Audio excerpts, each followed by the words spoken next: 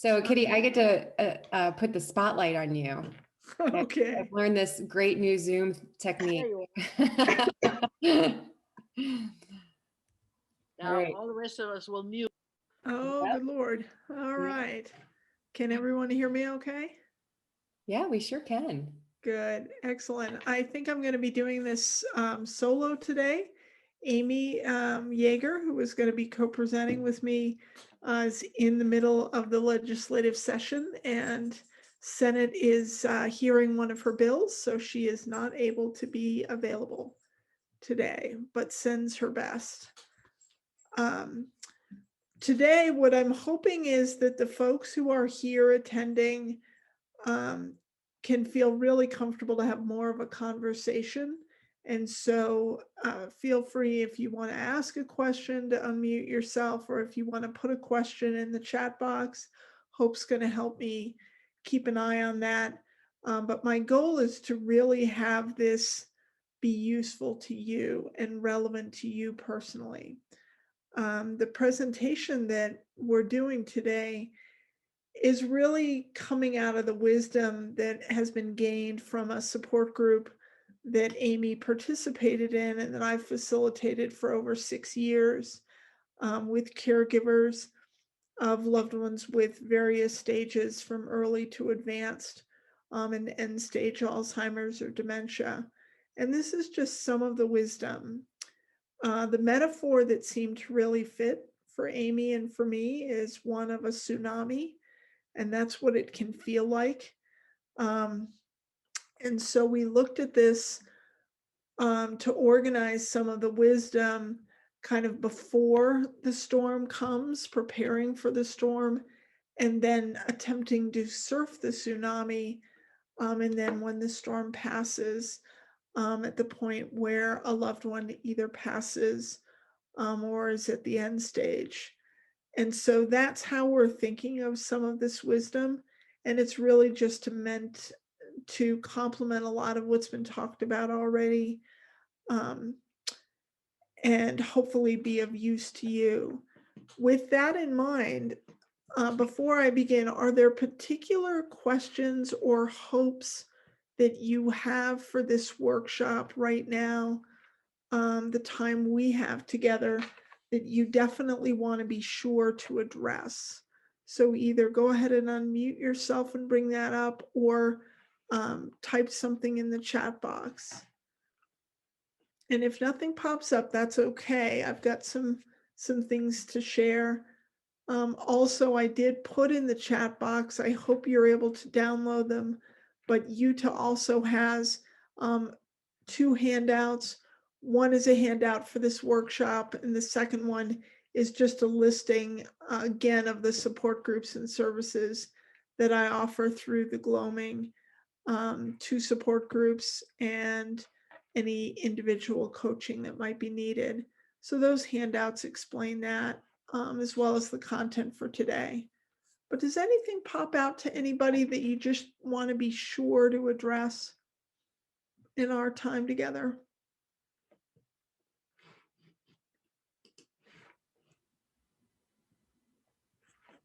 All right. And if it comes up as we move along, don't hesitate to bring it up. So Sally is mentioning the horror of resisting reality causes great stress. Knowing that this happens, how would you examine resistance? Oh, that's a good one. Resistance, I think, is definitely going to come up when I start talking about the assumptions that we have and the rules that we make for ourselves and the resistance that we sometimes have to that. Sorry, Kitty. Yeah, go ahead. Go ahead. Kitty, that was a malfunction on my part. I Okay. am a licensed clinical social worker, not IT, so I apologize. Don't worry about it. Okay. Excellent.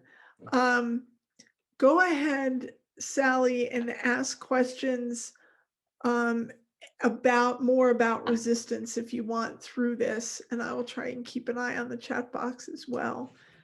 Some of the things that stuck out to us in considering, particularly for folks in the early stages and their loved ones, um, in this notion of planning for the storm, building your team early.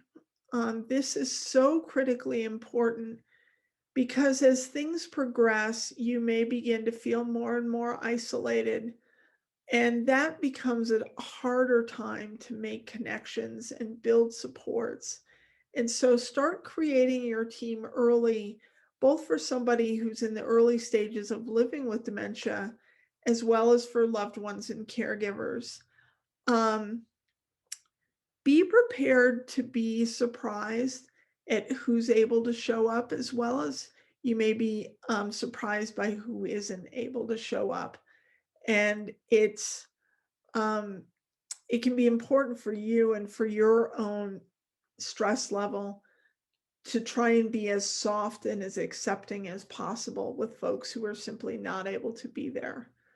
As early as possible, try and identify what would be most supportive for if you're living with dementia, as well as for loved ones and caregivers.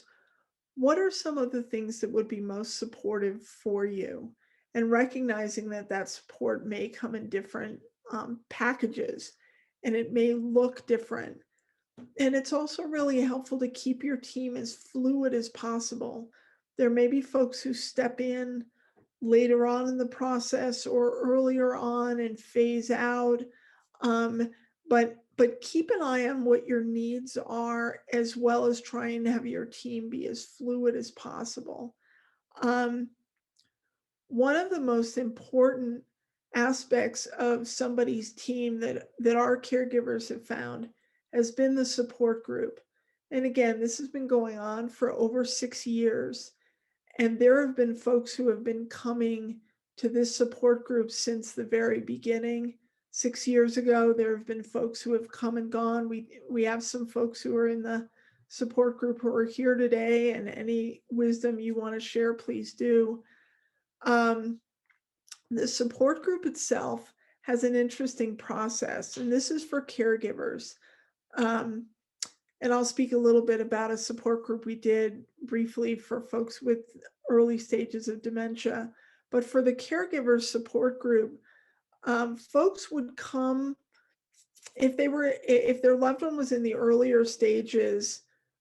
They would sort of put their toe in the water with the support group, and very often they would feel overwhelmed and depressed and sad and scared. A lot of them were really freaking out. They were scared.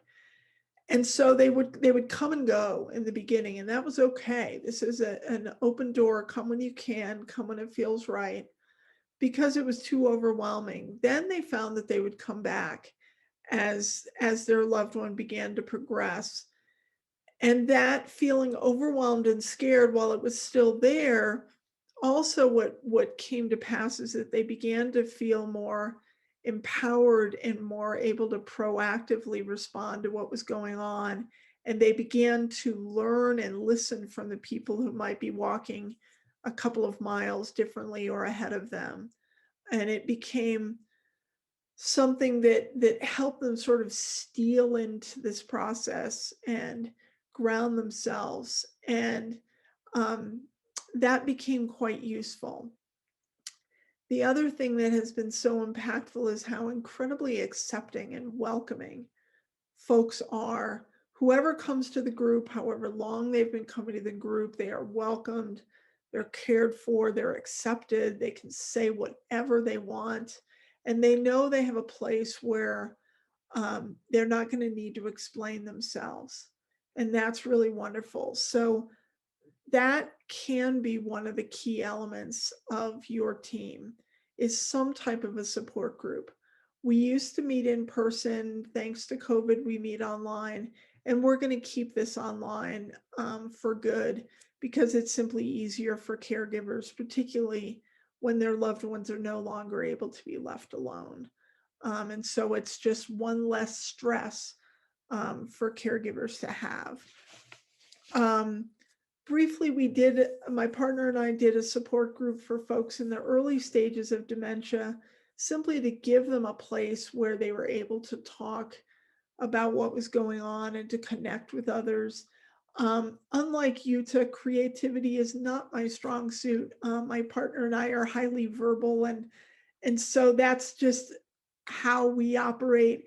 So there came to pass that the members of the group all progressed to a point where it just, that wasn't the best form of communication. And so thankfully, Yuta's groups and the other more creative oriented groups that do such a good job of communicating through a variety of means works really well. And so that group dissolved a few years ago. The other support group we do is a grief group, and that really was born out of the fact that many of the caregivers who were here with us in the beginning, their loved ones had reached the end stage and passed. And so that grief group has been a really wonderful, important gathering for them. And we meet once a month. And it's helped our most recent group. Folks were talking about that very raw, tender experience in the immediate days and weeks after when they start taking their loved one off things like utility bills and a home mortgage or a home deed, and how painful that can be because it's like erasing their presence.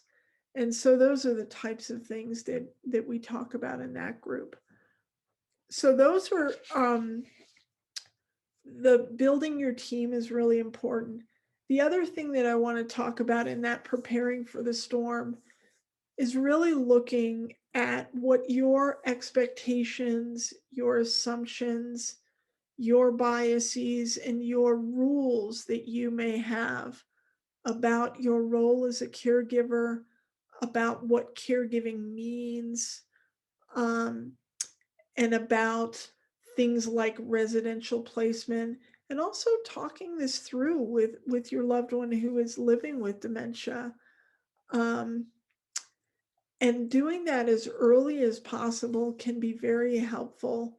For example, if you have the belief that I have to care for my loved one at home no matter what, they will live at home no matter what. If you can unpack some of the rules or some of the assumptions that you have and look beneath the surface and see if you can find, okay, what are the values beneath that? And if you're able to identify that the values are that I want to love and care for my loved one as best I can, I want my loved one to be safe, I want my loved one to be well respected and have dignity, those types of values, if you can stay close to those, then you may be able to soften some of your attachment to some of the rules that you have, because it may very well be the case that the very best way for you to love your loved one and care for them may be that they not be in your home. And it will be that's where some of that resistance comes in. The tighter I hold on to and the more that I resist letting go of some of my rules and my assumptions, the more pain I may create for myself. And that pain at some points can become unsafe for the caregiver as well as for the loved one. Does that make sense? Hopefully that does.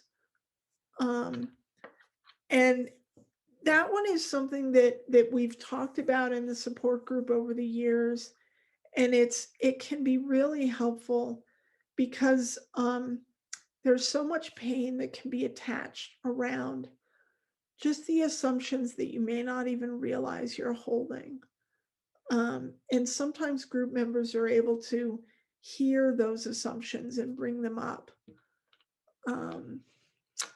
I know some folks are, let me see. I'm taking a moment here to look at the chat box. I'm looking at what Sally is saying. And are there any comments or questions that somebody wants to talk about regarding those rules and assumptions and maybe how that's impacted you so far in caregiving? And I'm going to give kind of a shout out to Kitty because I think she's one of the best people I've ever seen in organizing resources and helping people get them.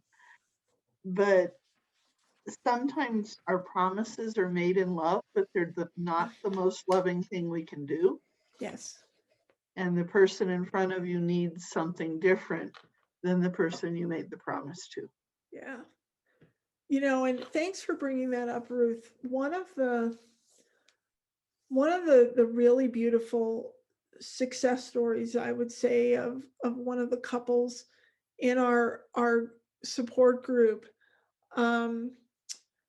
they had a conversation very early in the husband's dealing with dementia, and she was able to say to him what her line was, and for her, that line beyond which she could not care for him at home dealt with when he needed more personal care. For her, that was something that she wasn't comfortable doing. So she and her husband talked very early on, and they talked about needing a residential facility and what that point would look like. And it was so liberating because her husband was able to say to his wife, I trust you that when the time comes, I trust you to pick the best place for me. And so they were able to talk about that early on. And for somebody living with dementia, I think that thought of fearing being abandoned, the understandings that we may have about what residential places look like, particularly if they are historic based on where we saw our grandparents go or great grandparents go. We may have an image of an institution. It may be very scary. And so someone living with dementia may say, don't ever put me in a home, don't ever. And so the more you can have conversations early on to ask, what is it that you're scared of? What really do you fear? And you then, a loved one and their loved one who has dementia can say to each other, you know, I will be here to care for you in the best way that you need, that I can. And so you're able to come again to the values, come again to the love, the commitment, the devotion, the dedication. And sometimes that may look very different. You know, and what matters most is the love, the care, the safety, um, and that best care. Probably just to go on a tangent for just a little minute, one of the most beautiful experiences that I had was when I was caregiving my dad, and my dad needed to transition from his assisted living apartment in the last week of his life to a nursing home. And my partner and I were fixing his room up, and it was just really upsetting because in my mind, this is not how I wanted this to go. I didn't like the room. It just didn't feel right. And I was really upset. And while we were doing that, a woman who was on the nursing floor unit with very advanced Alzheimer's, who did a lot of wandering around the floor. My dad did not have Alzheimer's. He was dying of cancer. But this woman came and she came up to me and she saw that I was upset. And she simply gave me a hug and took me by the hand and walked me around the floor. And this woman was my absolute angel. And she literally spent the rest every day that week. She would come to the door of my dad's room and she would simply stand there.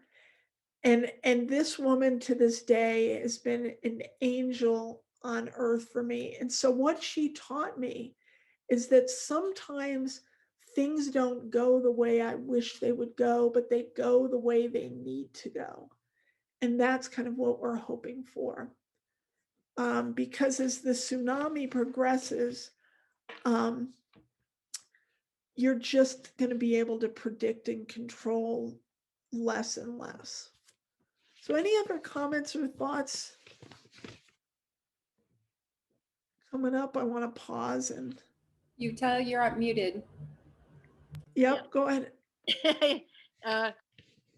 Kitty, we're going to talk about what is next for dementia, and it really fits with what you're talking about as well.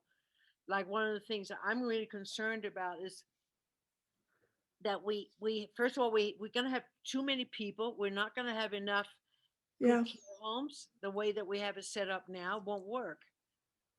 We're going to run out of space and Yeah. and money, and so we need to look at different options. So I'm really looking forward to that, and I hope that you can participate. It's on Friday. oh, thank Tomorrow you. at noon, you know. I'm Everything is recorded anyway, so it'll be there. okay. Cool. Thank you, Utah. You know, I've been so blessed to see the way that care has been done at places like Sierra Vista and Vista Hermosa, and to me, those are the very best ways to care in a community setting, and I wish that for everybody. It wasn't the experience that my uncle had, who died of Alzheimer's, and so I recognize that not everybody can have such amazing experiences, and hopefully they are as good as they possibly can be. The last thing that I would want to say before moving into kind of the progression piece and still in the earlier piece is to pay attention to your own health, whether you are the caregiver, especially the caregiver, but also somebody who's living with dementia, is taking a look at the state of your physical health, and especially for caregivers, to make sure that your healthcare providers know that you are stepping into a caregiving role so that they can really best support you through that. If there are issues with your own health that need attending to, surgeries or checkups that you can have during an earlier stage, it may be there may be a little bit more flexibility, or perhaps a lot of loved ones put off their own medical care who are caregiving, um, and that's something that you want to be mindful of. And also pay attention to the state of your current emotional health and mental health. What is it that best supports you to maintain your resilience and your balance? That's really important, as early as possible. Surfing the tsunami, a lot of folks have talked about it, and Utah and Ruth did a great workshop on communicating, learning how to communicate. And I really want to piggyback on that, because when the progression really starts and the cognitive decline becomes so prominent, that learning how to communicate differently is so critical.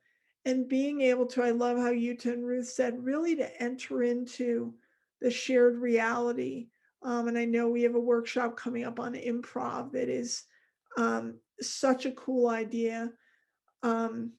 This is going to combine with grief and loss, and the grief and loss that you and your loved one are experiencing.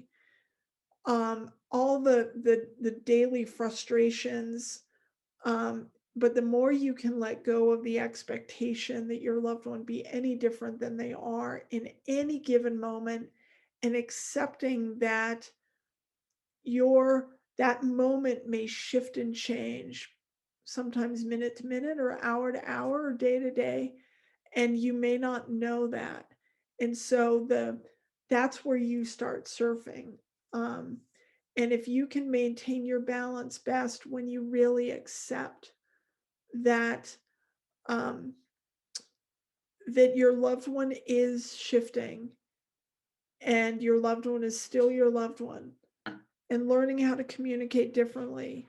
And I love the idea of the improv of just going with it, entering into their reality. Sometimes their reality may be even a little more tolerable than ours as caregivers. Another thing along with that surfing piece is really understanding that grief and loss is going to be like a million paper cuts. You know, you're just going to experience the losses in a given minute, a given day. If family members say come to visit and they really experience large swaths of changes over time, that has its own grief and loss, as well as somebody who's experiencing the loss of all the things that this world and this culture values the most, which is a stable working mind. And so somebody who's living with dementia is experiencing such phenomenal loss as their worlds get smaller and smaller. And again, that love, that safety, that comfort really begins to matter so much more when other pieces become much more foggy. Any comments that folks want to make about that? About just those million paper cuts and the grief and loss process? I've not been tracking the comment box, but if there are any highlights. Don't want you to. Don't want you to. We'll take care of the comment box. Good. I was going to say, to me, it's really important that we allow ourselves to feel the grief. Yeah, But absolutely. we also need to allow ourselves to get out of that and have joy. Yes. Maybe within an hour of Yeah. each other. You know? And sometimes that joy can be experienced by entering into the shared reality. Exactly. That your loved one is now experiencing. You know, I remember one of my caregivers, her husband was just one of my favorite people, and he was just a happy guy, and he would greet everybody with "I love you." And he and I, every time I would see him, we would have this. He would say I would say "I love you," and he would say "I love you" more, and we would just go back and forth. And I don't care that I've heard it a million times. I don't care. There was such joy and happiness in that. And he's been gone a couple of years now, and I still smile. And you know, we had this little script, and yes, that script was so that helped him compensate. But what it was, you know, he was a dentist, and so he would say, you know, "Are you flossing?" And I'm like, "I'm not great at it." And he would say, "Well, only floss the ones you want to keep." You know, and it was just, I don't care that we said that a million times. There's joy in that. And so find the joy when you're sometimes entering into the shared reality that someone else has that is no longer shared with yours. So that's a great point, Utah.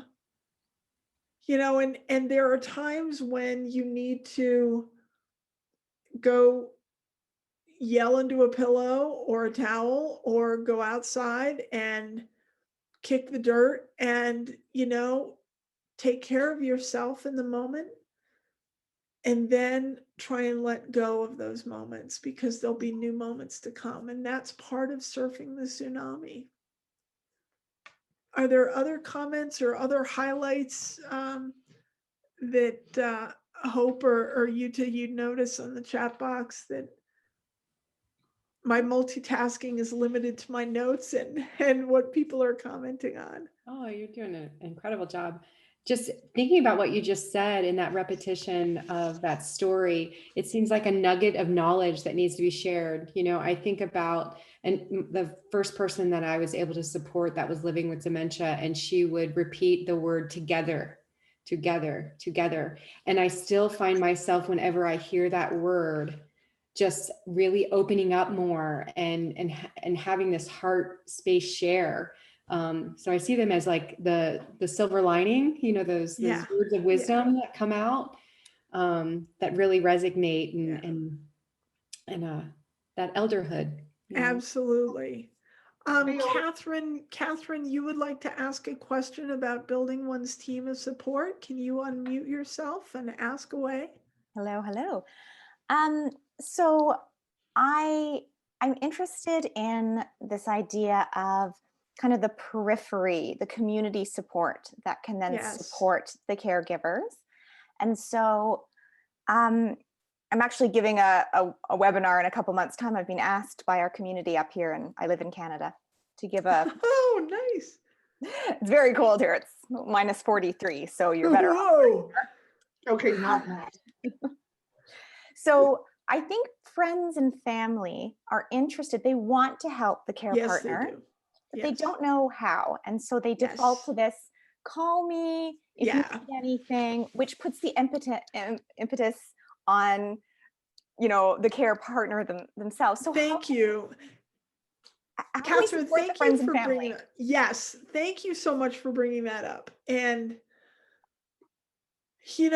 as you are somebody who is a caregiver and you think about things that you need help with, it's sort of about finding a best fit. There may be friends of yours who are less comfortable, unfortunately, and this is where we need to educate friends and family about things like learning how to communicate differently and to let go of expectations and to be able to enter into somebody's reality.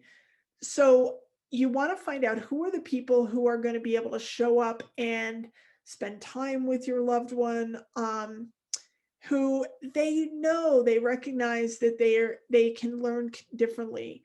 And so, for example, if friends and family could take like a savvy caregiver class put on by an Alzheimer's association or another community resource to really dive a little bit deeper into that, that would be a great show of support. Then it's like, find out who are your friends who are like, that's not my comfort zone, but I will come mow your lawn. I will come shovel your driveway if it's negative 43 and snowing. I can cook a meal. I will, someone else will say, I will come and spend time with your loved ones so that you can go to a doctor's appointment. You can go to, you can go out. And so it's going to partly be the caregiver who can recognize, okay, I need a team of people. This is not, you want to go big rather than small, because this is going to be a long haul.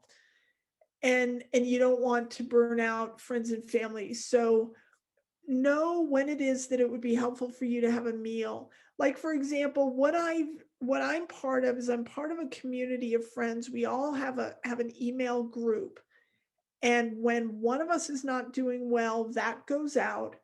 And then on the email, people are saying, okay, I'd like to make a meal and bring it over. I'd like to come over and help clean your house. That all happens by email. And so it's about sharing communication. And that's partly about being vulnerable enough to ask for help and to be willing to receive it. And that goes back to those assumptions and that resistance and those biases. And I find this um, especially with our male caregivers. It's really, they have the assumption that I have to do this all by myself. It's funny, one of our caregivers in our support group this week, she's like, well, I'm German and we do this all by ourselves. And I'm like, yeah, I know. And how well is that working for you? And she's like, not well. Okay. So it's recognizing when your own patterns can get in the way of really when you need help. Is that useful? Kitty, can you share? We had a discussion about the 2 a.m. call. Yes, we did. This is really incredible. This is the support group members themselves recognize that as their loved ones were progressing and they became much more isolated. One of our caregivers actually drove herself to the hospital at 2 a.m. during a medical emergency because her husband had to stay home with her mom.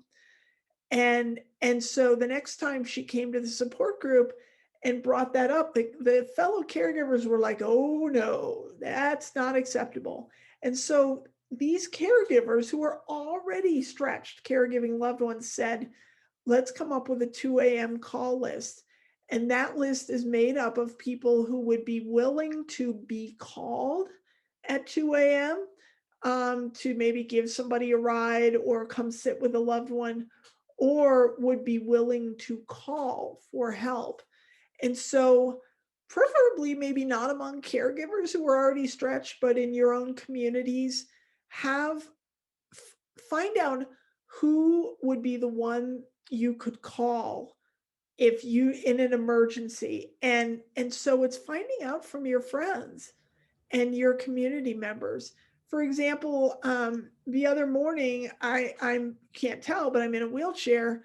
Um, I landed on the floor, and so I couldn't get myself off the floor. So my partner and I were thinking, okay, which of our friends get up early in the morning and are big and strong? And so we called one, and he came at 5:30 in the morning and scooped me up and put me in the wheelchair. So it's having that community. And this is something that is like really important for us to do throughout our lives, is to have a community. It may be through work, it may be through church, it may be through your friends. Try and have it be big.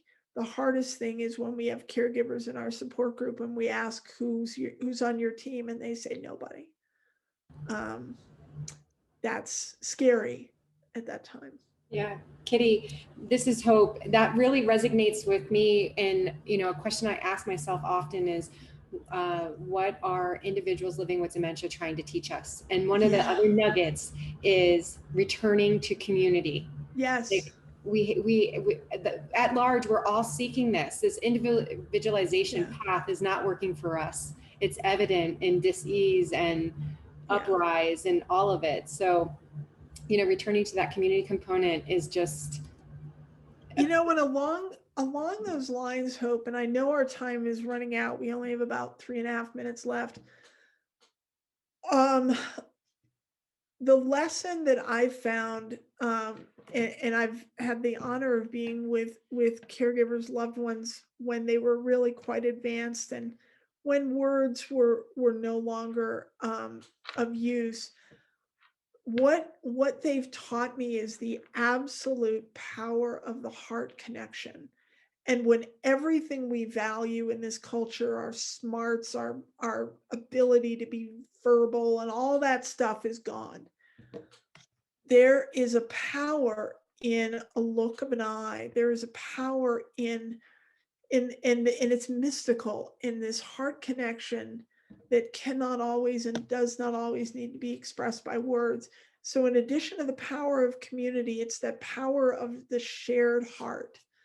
And that, I am so grateful for the wisdom that everyone I've met with dementia and Alzheimer's has taught me, because that's at the end of it. It's all we come back to is the heart. And I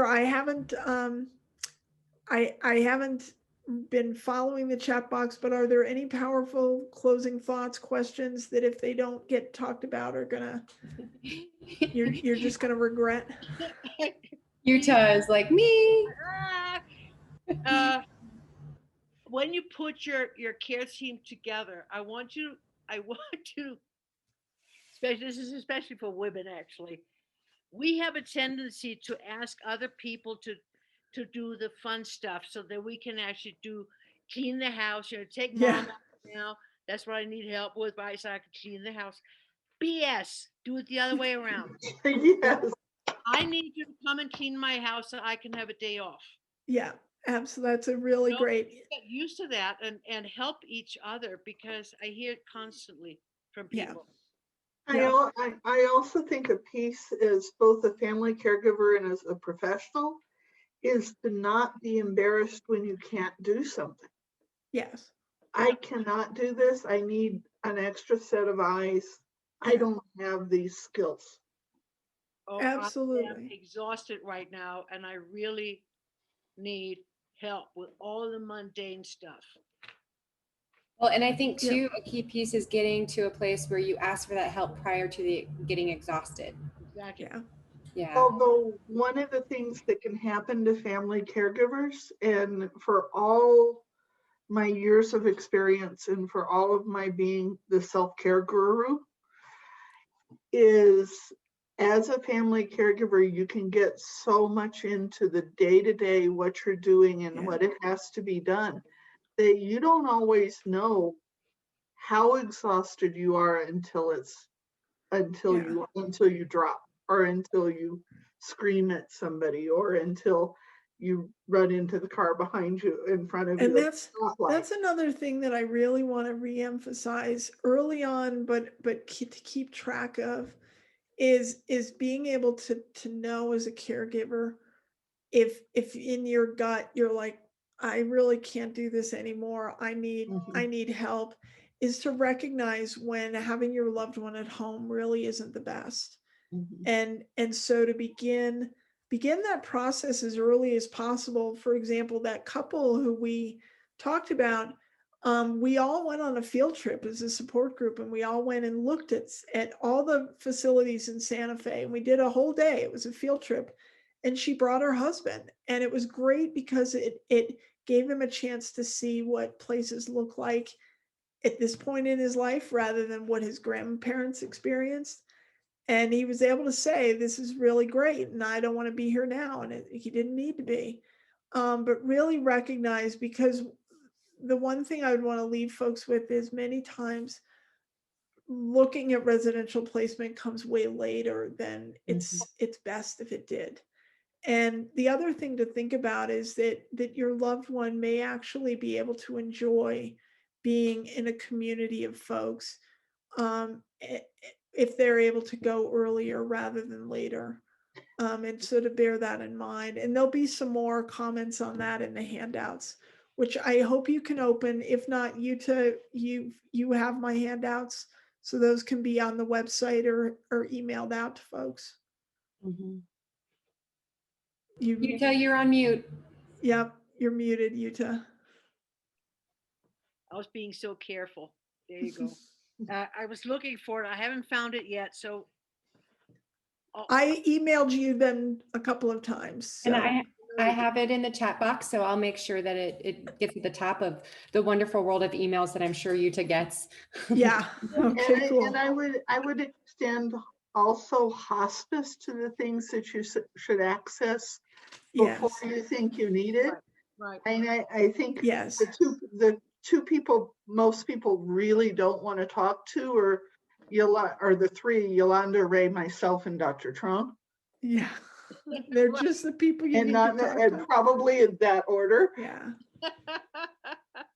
You know, and just the final comment I'd want to make on that notion of when the storm passes is you will have been in a caregiver role for a really, really long time, and that can really play with your identity. And so that when that role shifts, it's going to physically have an impact, emotionally, mentally. You will be grieving the loss of somebody, but also you will have to shift your identity.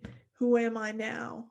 And so to pay attention to all of that and to receive all the support you need. And it takes a damn long time. Yeah, it takes a very damn long time. Yeah, it's ongoing. And there will be relieves of burdens, and there will be also more loss.